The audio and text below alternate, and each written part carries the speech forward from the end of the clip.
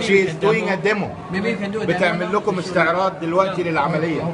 هي بتسلم جواز قديم دلوقتي وهتستلم الجديد. Okay, first Please. step they will touch screen to أول شيء تلمس الشاشة. So we'll tell them we need your IC, we need your current بيطلبوا passport. البطاقة الشخصية. قدمت بطاقة الهوية أهو. وقالت لهم انتر اوكي. So right now we need them to put the IC because we will validate the IC. لازم تحط البطاقة الهوية جوه الجهاز. علشان الجهاز يتعرف عليها. Next we ask them to put the current passport. خلاص دلوقتي هتقدم الباسبور القديم. من البداية. بتقدم الباسبور القديم عشان الجهاز يتعرف عليه. شنو هو ثالث طيب؟ باثنين، اول شيء البطاقة الهوية وبعدين الباسبور القديم.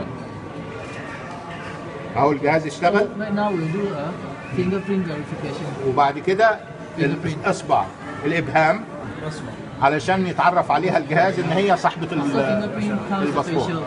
عشان ما وبعدين صورة يتعرف على الوجه. لا على الوجه. ها يعني في وسيلتين، اول شيء الصباع والثاني الوجه، ملامح الوجه. Passport will now be فنعرف ان retrieved هذا صاحب from الباسبور. the storage area.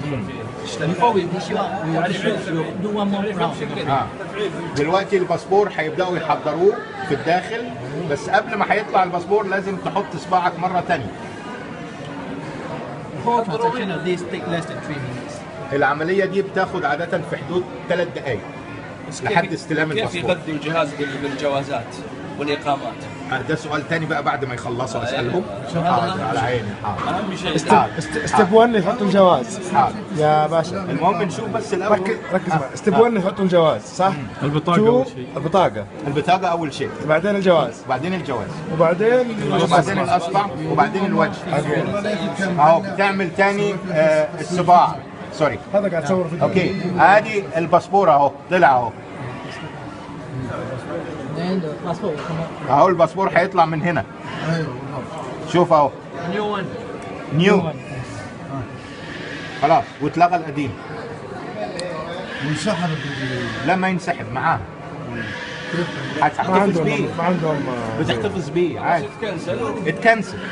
هذا الجديد خلاص. لا مغلفين اللي بعد. هذا هو. اوه فيري جود.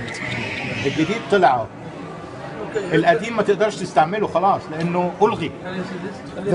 الغي خلاص. لا